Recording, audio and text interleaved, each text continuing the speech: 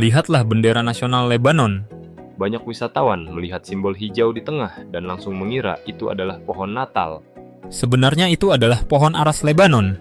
Sebuah pohon kuno yang sangat dihormati di wilayah tersebut selama ribuan tahun karena kualitas luar biasa dan kekuatannya yang abadi. Kesalahpahaman kecil ini menggambarkan dengan tepat bagaimana dunia memandang negara ini. Lebanon melampaui semua ekspektasi saat kebanyakan orang membayangkan gurun pasir luas ketika mendengar tentang Timur Tengah. Ini adalah satu-satunya negara di seluruh wilayah tersebut yang tidak memiliki satupun titik gurun. Sebaliknya, pemandangan di sana menawarkan hutan aras yang subur, Lembah yang kaya, pegunungan tinggi, dan garis pantai menawan yang bersaing dengan keindahan Prancis Selatan. terletak sempurna di antara pengaruh Mediterania, Arab, Prancis, dan Venesia, budaya lokalnya benar-benar unik. Berjalanlah menyusuri jalanan, dan Anda akan melihat gaya hidup yang sangat modern. Masyarakat sangat memperhatikan mode dan jas rapi adalah pemandangan sehari-hari. Pria dan wanita bersosialisasi secara terbuka. Dengan restoran yang ramai, klub malam, dan tempat bersantai shisha yang beroperasi hingga dini hari. Suasananya terasa jauh lebih dekat dengan ibu kota Eropa yang dinamis daripada negara tradisional di Timur Tengah. Bagaimana mungkin sebuah negara yang pernah memiliki kekayaan lebih banyak daripada gabungan Dubai dan Qatar tiba-tiba terjerumus ke dalam salah satu krisis keuangan paling parah di bumi tanpa ada yang membicarakannya? Cerita yang tidak terungkap itulah alasan utama kita berada di sini hari ini. Seperti biasa, Konten dalam video ini telah disusun dan dirujuk dari berbagai sumber. Jika ada informasi yang tidak akurat atau kurang, silakan tinggalkan komentar di bawah untuk berbagi masukan Anda dengan kami. Terima kasih banyak.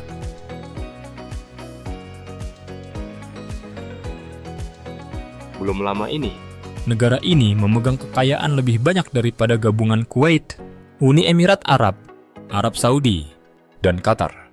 Ini bukan mitos kuno, melainkan sejarah yang masih baru.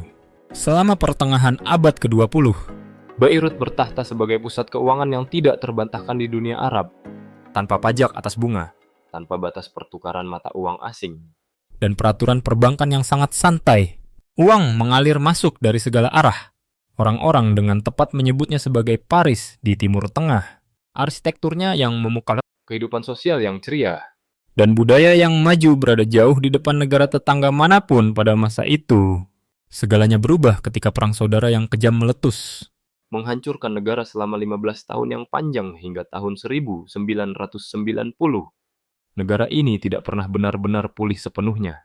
Saat ini, 80% warga yang mengejutkan bertahan hidup di bawah ambang batas kemiskinan.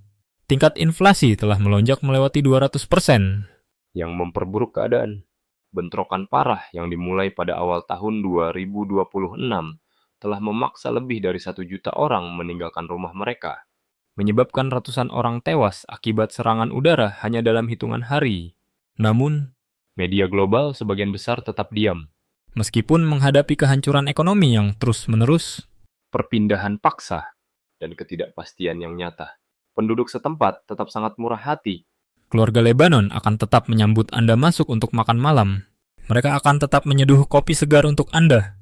Mereka akan menolak mentah-mentah tip tambahan dari wisatawan karena tradisi keramah tamahan mereka menuntut hal itu. Jadi beritahu saya, apakah Anda akan mengunjungi Lebanon besok? Jika Anda bisa, berikan jawaban Anda di bawah ini.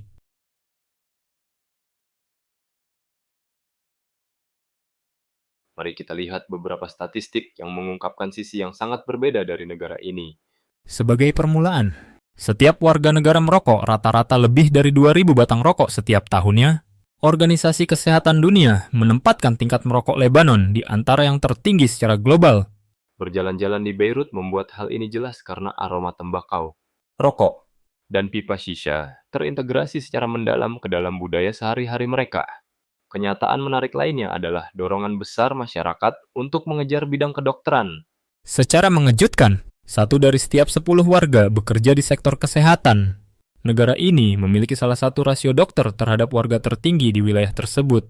Menjadi dokter di sini mewakili jauh lebih banyak daripada sekadar pekerjaan. Itu adalah simbol status sosial dan harapan besar keluarga. Namun ada sisi tersembunyi dari statistik ini, Tingkat putus sekolah bagi mahasiswa kedokteran cukup besar. membuktikan bahwa tekanan eksternal tidak selalu sama dengan minat pribadi. meskipun terletak di wilayah yang sangat kaya akan minyak. Negara ini hampir tidak memiliki minyak bumi dan mengimpor hampir semuanya. Sebaliknya, ia memegang sesuatu yang mungkin lebih berharga dan bersejarah. Wilayah ini berisi salah satu cadangan emas alami terbesar di seluruh Mediterania Timur. Pecinta anggur juga mungkin terkejut dengan apa yang mereka temukan di sini. Warisan pembuatan anggur lokal adalah salah satu yang tertua di dunia. Berasal dari lebih dari 5.000 tahun yang lalu. Lebih dari 60 kilang anggur aktif saat ini ada di lembah Bekaa, Mereka berhasil mengekspor jutaan botol setiap tahun ke Inggris Amerika Serikat. dan Prancis. Anggur mereka adalah warisan sejarah yang nyata dan bukan sekadar tren baru. Terakhir, pikirkan detail yang mengejutkan ini.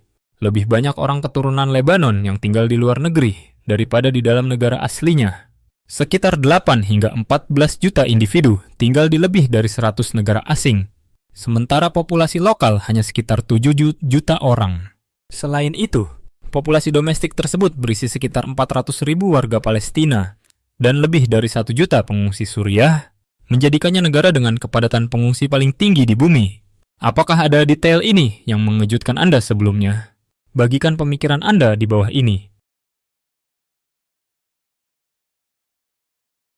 Pengunjung ke negara ini sering membagikan pengamatan serupa tanpa diminta. Para wanita lokal memiliki kecantikan yang mencolok yang harus Anda saksikan sendiri untuk benar-benar memahaminya. Negara ini terus-menerus menempati posisi teratas secara global untuk memberi pengaruh. Icon Mode Dan pemenang kontes kecantikan. Penampilan mereka menggabungkan genetika Arab dan Mediterania, menciptakan kulit madu yang hangat, mata yang dalam, dan struktur wajah yang tajam namun halus. Estetika ini dihasilkan dari berabad-abad peradaban beragam yang berbaur di sepanjang rute pesisir yang sibuk. Berdasarkan pengakuan mereka sendiri, para wanita di sini mencurahkan banyak waktu untuk perawatan diri mereka. Perawatan kulit dan mode adalah kebutuhan harian yang serius daripada hobi santai. Bagi banyak warga, Dedikasi intens ini meluas langsung ke prosedur kosmetik. negara ini berfungsi sebagai ibu kota operasi plastik utama untuk wilayah sekitarnya. Modifikasi hidung tetap menjadi operasi yang paling populer. Statistiknya benar-benar mencengangkan. Dalam populasi yang sedikit lebih dari 6 juta orang, Ahli bedah melakukan lebih dari 1,5 juta prosedur kosmetik. Itu berarti sekitar 1/4 dari penduduk menjalani modifikasi estetika setiap tahunnya. hebatnya. Krisis ekonomi parah yang dihadapi negara tersebut tidak memperlambat industri ini. Pasar hanya menyesuaikan diri. Sementara orang luar mungkin menganggap obsesi ini sebagai kesombongan. Hal ini mengakar jauh lebih dalam. Dedikasi pada estetika ini sangat erat kaitannya dengan kebanggaan budaya, status sosial, dan identitas yang bertahan melewati setiap kesulitan. Menghadiri upacara pernikahan lokal di sini benar-benar tidak terlupakan. Keluarga tidak hanya menghabiskan ribuan, tetapi rela mengeluarkan jutaan dolar untuk acara-acara ini. Mereka mengadakan pesta mewah di dalam aula perjamuan yang megah yang berlimpah dengan hidangan lokal otentik. Mengikuti tradisi, pengantin pria mengenakan setelan jas hitam sementara pengantin wanita memukau dalam gaun putih. Selama resepsi, Para hadirin saling berpegangan tangan untuk tarian lingkaran dapke tradisional. Menariknya, meskipun latar belakang Islam di wilayah tersebut, perayaan ini terasa sepenuhnya kebarat-baratan. wanita sering mengenakan pakaian terbuka yang bisa mengejutkan individu yang sederhana saat pasangan berbagi tarian pribadi mereka. Para tamu dengan antusias menghujani mereka dengan hadiah uang tunai dan harapan tulus untuk masa depan mereka bersama.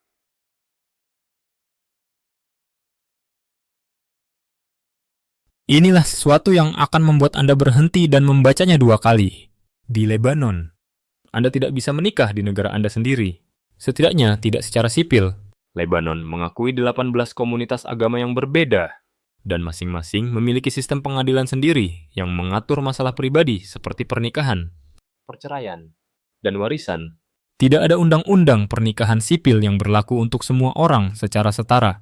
Jika Anda ingin menikah, Anda harus melakukannya melalui institusi agama Anda, di bawah pengadilan agama Anda, sesuai dengan aturan agama Anda. Sekarang bayangkan, Anda jatuh cinta dengan seseorang dari agama yang berbeda. Apa yang Anda lakukan? Anda terbang ke Siprus. Itu bukan lelucon. Pasangan yang menginginkan pernikahan sipil, yang tidak diatur oleh otoritas agama manapun, harus melakukan perjalanan ke Siprus, Mendaftarkan pernikahan mereka di sana, lalu membawa dokumennya kembali ke Lebanon untuk pengakuan resmi. Ironi yang membuat orang Lebanon tertawa sekaligus menggelengkan kepala adalah ini. Anda bisa bercerai secara sipil di dalam Lebanon. Tetapi Anda tidak bisa menikah secara sipil di dalam Lebanon. Negara akan mengakhiri pernikahan Anda secara hukum di tempat netral, tetapi tidak akan memulainya di sana. Dan jika Anda berpikir mengubah agama Anda mungkin menyelesaikan masalah, Pikirkan lagi. Lebanon secara resmi mengakui 18 agama. dan identitas agama setiap orang terdaftar dalam catatan pemerintah. Mengubah pendaftaran itu bukan masalah keyakinan pribadi atau pembaruan administratif sederhana. Ini adalah labirin birokrasi yang melibatkan banyak pengadilan Sengketa yurisdiksi, dan dewan agama yang jarang bersikap kooperatif. Banyak orang Lebanon bercanda bahwa sebenarnya lebih mudah untuk mengubah kewarganegaraan Anda daripada mengubah agama yang terdaftar. inilah kenyataan hukum Lebanon saat ini, sebuah negara yang dalam banyak hal merupakan salah satu yang paling liberal secara sosial di kawasan ini. Namun tetap diatur dalam masalah yang paling pribadi oleh kumpulan hukum agama yang berasal dari era Ottoman. Kontradiksi ini sangat khas Lebanon. Dan itu menceritakan lebih banyak tentang kompleksitas negara ini daripada fakta tunggal lainnya.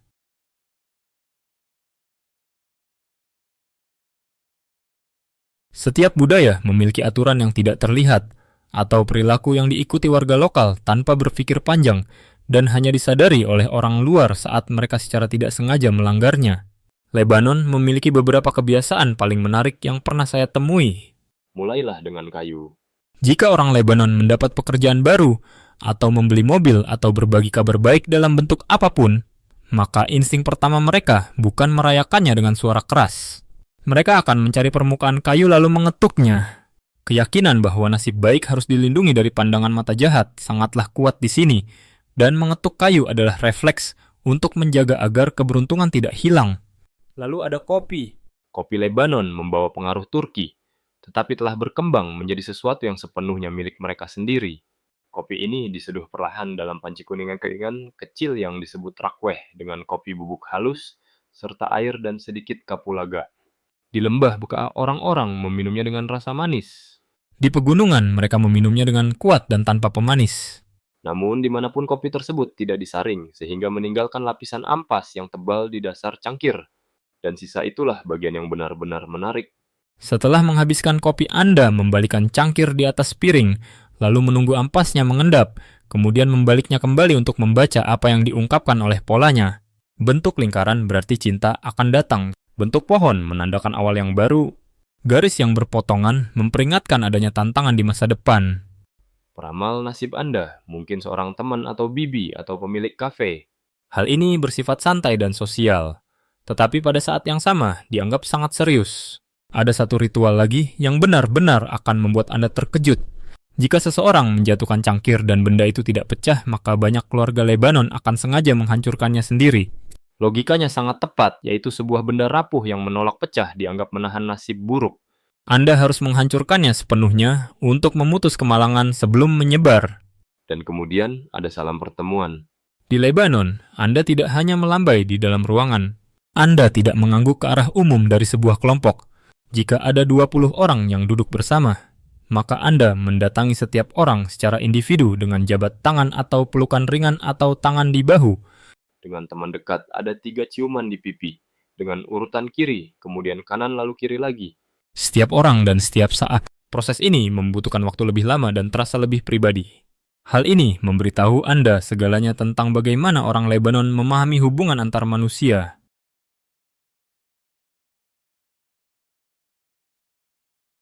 Izinkan saya memberitahu Anda tentang sebuah kota yang seharusnya tidak ada. Beirut adalah salah satu kota tertua di planet ini yang terus dihuni oleh manusia. Selama lebih dari 5.000 tahun, orang-orang telah tinggal di sini tanpa gangguan. Hal itu sendiri sudah luar biasa.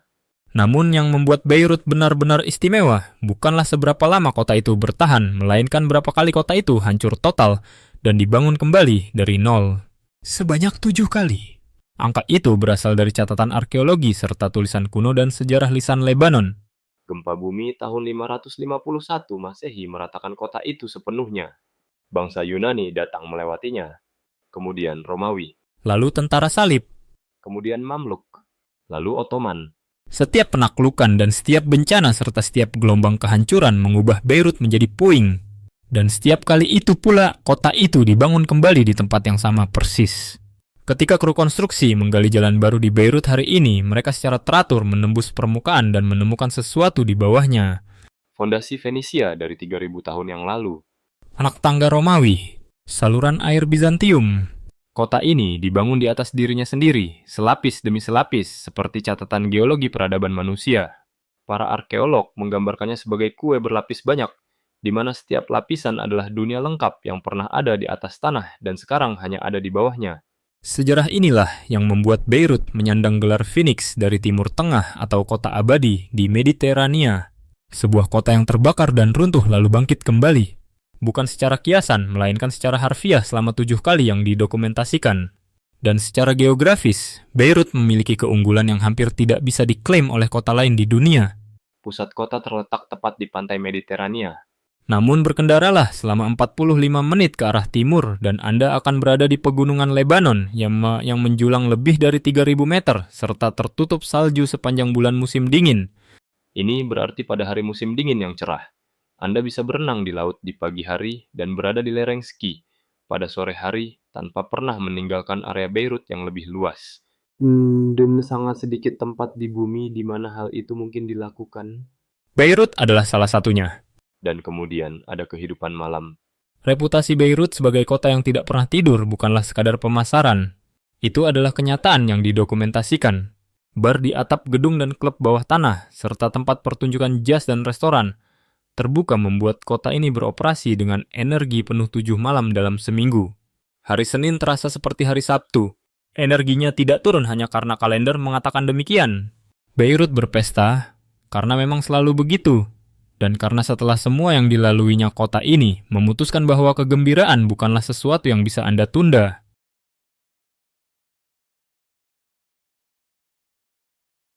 Jika Anda pernah makan makanan Lebanon, maka Anda sudah tahu bahwa itu enak. Namun apa yang tidak disadari oleh kebanyakan orang di luar Lebanon adalah betapa dalamnya tradisi kuliner tersebut dan betapa seriusnya orang Lebanon dalam melakukan kegiatan makan bersama.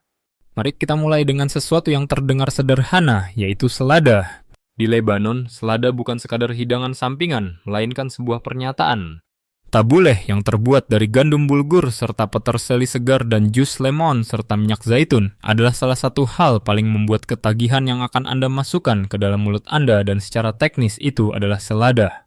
Fatoush dengan roti goreng renyah dan sayuran segar serta saus bawang putih lemon yang tajam adalah jenis makanan yang Anda makan sekali, lalu menghabiskan bertahun-tahun mencoba membuatnya kembali di rumah.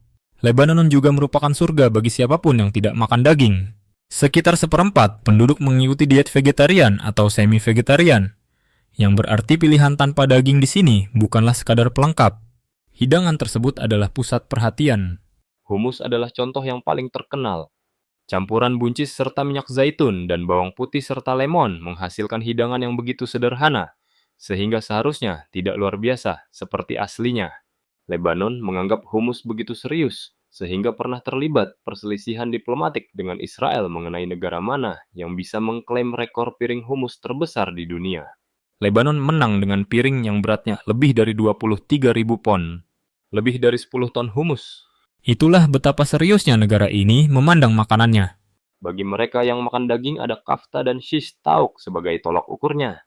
Tusukan daging yang dibumbui dengan kayu manis serta pala dan bawang putih serta lemon, lalu dipanggang di atas arang, dan disajikan dengan roti pita hangat serta saus bawang putih yang kental. Kombinasi rempah Mediterania dan memasak dengan api terbuka menghasilkan rasa yang benar sulit ditemukan di tempat lain di dunia. Lalu ada kibeh. Daging sapi atau domba giling yang dicampur dengan gandum bulgur dan rempah, lalu dibentuk menjadi oval kemudian digoreng atau dipanggang. Beberapa orang Lebanon memakannya mentah. Hidangan ini memiliki puluhan variasi regional, dan setiap keluarga percaya versi mereka adalah yang paling benar. Dan untuk sarapan ada manakish. Roti pipih dengan topping campuran rempah timi serta wijen dan sumac yang terkadang ditambah keju atau daging cincang. Makanan ini adalah bagian dari pizza sekaligus roti panggang dan sepenuhnya khas Lebanon. Ini bisa dimakan saat sarapan atau makan siang atau tengah malam. Ada aturan khusus. Orang Lebanon memiliki pepatah yang menggambarkan semangat budaya makanan mereka dengan sempurna. Mereka mengatakan bahwa hanya dengan roti dan limun mereka bisa memakan seluruh dunia. Kedengarannya seperti berlebihan, tetapi setelah Anda makan di Lebanon, hal itu terasa nyata. Masyarakat Lebanon memiliki apresiasi yang mendalam terhadap hari libur yang memainkan peran penting dalam kehidupan budaya dan sosial mereka. Hari libur di Lebanon sangat beragam dan mencerminkan keragaman agama serta budaya negara tersebut dengan perayaan yang seringkali memadukan tradisi dari berbagai komunitas agama dan etnis.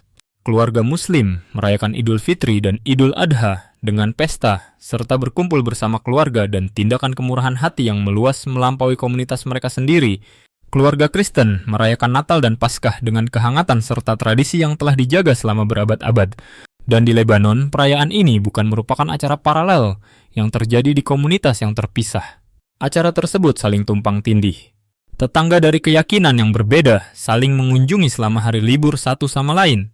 Meja makan selalu terbuka untuk siapa saja. Namun di luar kalender keagamaan Lebanon memiliki festival budaya yang layak mendapatkan lebih banyak perhatian internasional daripada yang mereka terima sekarang. Festival Internasional Zouk. Mikhail berlangsung di sebuah kota kuno era Ottoman yang berjarak sekitar 15 menit dari Beirut. Panggungnya terletak di tengah alun desa tua yang telah menjadi tempat berkumpul sejak zaman pertengahan. Musik modern seperti jazz dan opera serta musik dunia dan perpaduan tradisional bergema di antara dinding batu dan pohon-pohon kuno. Para seniman datang dari Prancis, serta Yunani dan Mesir serta Armenia, dan dari seluruh kancah musik Lebanon. Perpaduan suara kontemporer dan arsitektur berusia berabad-abad menciptakan suasana yang benar tidak seperti festival lain di dunia. Kemudian ada Festival Internasional Byblos yang diadakan di pelabuhan kuno Byblos sebagai salah satu kota tertua di bumi yang terus dihuni. Panggungnya berada dekat dengan tepi air. Obor dan lampu memantul dari Mediterania.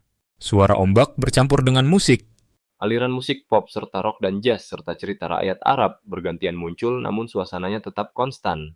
Batu kuno dan laut terbuka serta musik langsung di bawah bintang-bintang. Dan kemudian ada Marathon Beirut. Ini bukan sekadar perlombaan, ini adalah pertemuan tahunan terbesar di ibu kota dan berfungsi sebagai sesuatu yang mendekati pernyataan nasional. Puluhan ribu orang dari setiap agama dan setiap latar belakang serta setiap lingkungan berlari bersama di jalanan Beirut. Peserta mengenakan seragam yang dicetak dengan pesan sosial seperti perlindungan lingkungan serta dukungan untuk penyandang disabilitas dan seruan untuk kesetaraan gender. Marathon Beirut adalah milik semua orang. Dan di negara yang telah mengalami beberapa perpecahan sosial dan agama terdalam di dunia modern, kepemilikan bersama itu memiliki arti yang sangat mendalam.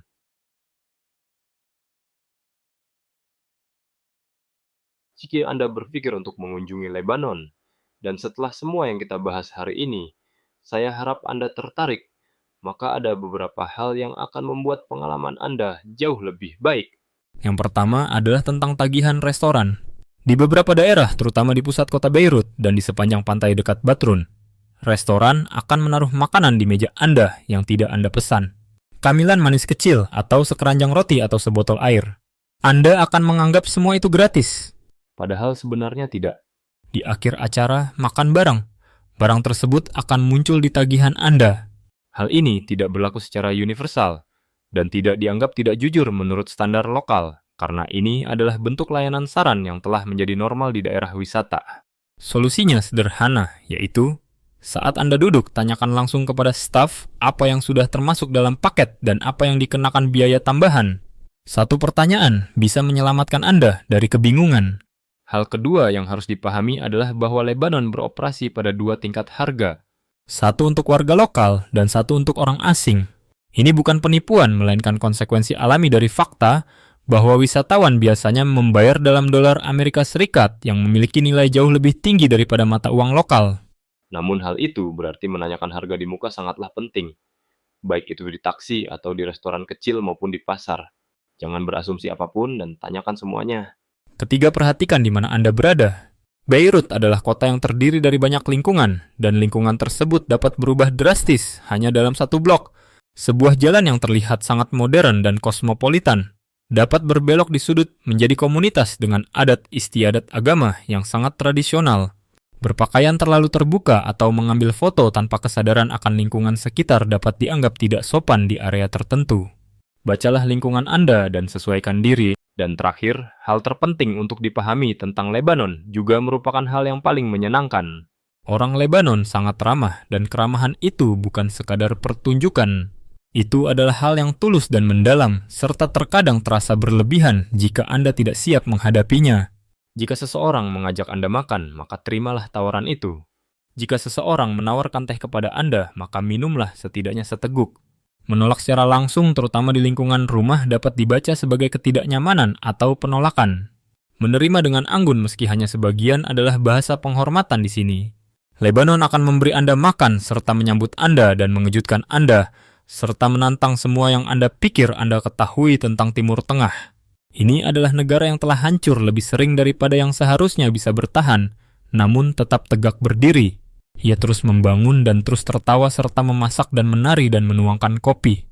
Berapa banyak negara lain di luar sana yang berukuran kecil dan terabaikan, serta salah direpresentasikan, namun membawa sejarah sekaya ini dengan kontradiksi, setajam ini dan orang-orang setangguh ini, sementara seluruh dunia terus menggulir layar tanpa menoleh sedikit pun. Lebanon seukuran dengan wilayah Connecticut. Negara ini tidak memiliki gurun dan tidak ada minyak serta tidak kekurangan krisis. Namun ia memiliki 5.000 tahun pembuatan anggur serta sebuah kota yang telah dihancurkan dan dibangun kembali sebanyak 7 kali serta kuliner yang menyaingi yang terbaik di dunia dan orang-orang yang akan memberi makan orang asing sebelum mereka memberi makan diri mereka sendiri. Itu bukan negara yang mudah Anda lupakan. Itu adalah negara yang mengubah cara Anda melihat dunia. Jika video ini membuka sesuatu bagi Anda, baik itu rasa ingin tahu atau pertanyaan atau keinginan untuk melihat lebih dalam, maka bagikanlah video ini kepada seseorang yang belum pernah mendengar tentang Lebanon. Karena hal terbaik yang bisa terjadi pada cerita sekuat ini adalah semakin banyak orang yang mendengarnya. Dan jangan lupa untuk menekan tombol berlangganan serta nyalakan lonceng notifikasi agar kami bisa bertemu Anda lagi di video kami berikutnya. Terima kasih banyak telah berkumpul bersama kami hari ini. Saya harap Anda menikmatinya. Dukungan Anda benar-benar sangat berarti bagi kami. Semoga Anda mendapatkan keberuntungan yang terbaik. Terima kasih sudah menonton. Kalau video ini lucu atau bermanfaat, jangan lupa like, subscribe, dan nyalakan loncengnya agar tidak ketinggalan video baru. Sampai jumpa di video berikutnya.